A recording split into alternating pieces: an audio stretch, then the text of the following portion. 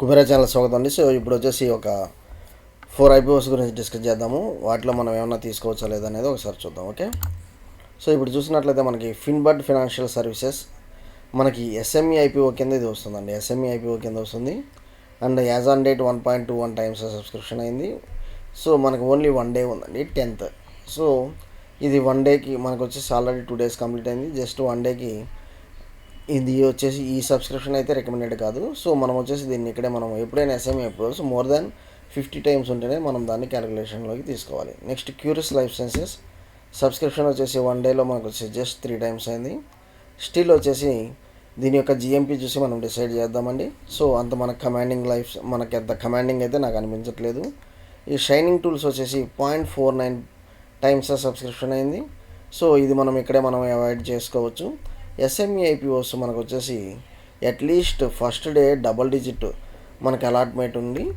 And second third day కల్లా మనకి near about 100 times more than 50 times ఉంటే దాన్ని మనం అప్పుడు దాని ఫైనాన్షియల్ చెక్ చేసుకుంటే ఒక ఐడియా వస్తుందండి. కానీ ఇవి వచ్చేసి all 3 SME IPOs not even మనకు వచ్చేసి ఏమాత్రం మన పారామీటర్స్ రీచ్ అవ్వట్లేదు. అందువల్ల మనం వచ్చేసి వీటిని ఇక్కడే అవాయిడ్ చేస్తున్నాం.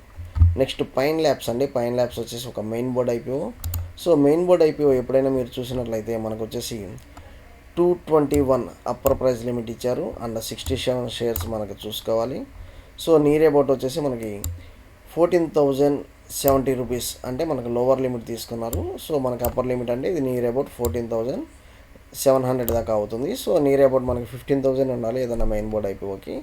ఆఫర్ వచ్చేసి 11th November అంటే మనకి 10th 11th ఇంకా 2 days అనేది ఉంది. ఇక్కడ మనం చూసినట్లయితే రిటైల్ ఇన్వెస్టర్స్ 0.57 times అండ్ మనకి NIS క్వాలిఫైడ్ వచ్చేసి జస్ట్ మనకి 0.07 0.02 అన్నట్లు ఉన్నారు. రిటైల్ ఇన్వెస్టర్స్లో కొంత మనకి మంచి పాజిటివ్ మూమెంటం కనిపిస్తుంది. కాకపోతే తీసుకోవాలా లేదంటే మాత్రం మనం ఫైనాన్షియల్ సర్వీసెస్ వీటి యొక్క ఫైనాన్షియల్స్ మనం ఇక్కడ వచ్చేసి చూడాలి. ఓకే, సో ఇక్కడ మనం చూసినట్లయితే ఇది 1998లో ఇన్కార్పొరేట్ అయింది. అండ్ మనం వచ్చేసి ఇది మేజర్గా చూసినట్లయితే point of sale solutions, payment processing, merchant మనకు వచ్చే సర్వీసెస్ అన్నట్లుగా మనం ఇక్కడ చూస్తున్నాము. సో హెడ్ క్వార్టర్స్ వచ్చేసి నోయిడా. మీరు గమనించినట్లయితే పైన్ ల్యాబ్స్ మేజర్గా మనం కార్డ్ స్వైపింగ్ దగ్గర మనం ఇది ఎక్కువగా చూస్తూ ఉంటామండి. కార్డ్ స్వైపింగ్ దగ్గర ఎక్కువగా ఇవి చూస్తూ ఉంటాము. ఓకే, అండ్ మనం ఇక్కడ చూసినట్లయితే మనము the company includes 915,731 merchants, 9,15,731 merchants as on December అన్నట్లు చూస్తున్నాము. And major consumer brands such as Amazon Pay, LG electronics, Flipkart and Redington. Moreover HDFC banks, Axis, ICICI bank are the key customers of the company. So ఇది వచ్చేసి మనకి చాలా wide range of clients అయితే ఉన్నారు. కాకపోతే మనం ఇది up చేయొచ్చా లేదా అంటే తీసుకోవచ్చా లేదా అనేది కూడా ఒకసారి చూద్దాము. ఓకే, మనం ఇక్కడ చూసినట్లయితే 2023లో రెవెన్యూ 1690 crores ఉంటే ఎక్స్పెన్స్ 1032 crores ఉంది. ప్రాఫిట్ ఆఫ్టర్ ట్యాక్స్ 265 crores ఉంది. ఎసెట్స్ 9,363 crores ఉంది. 2024 చూసినట్లయితే 1,824 crores, expense 1,400 crores, profit after tax 341 crores ఉంది. ఎసెట్స్లో కూడా స్లైట్ ఇంప్రూవ్మెంట్ ఉంది.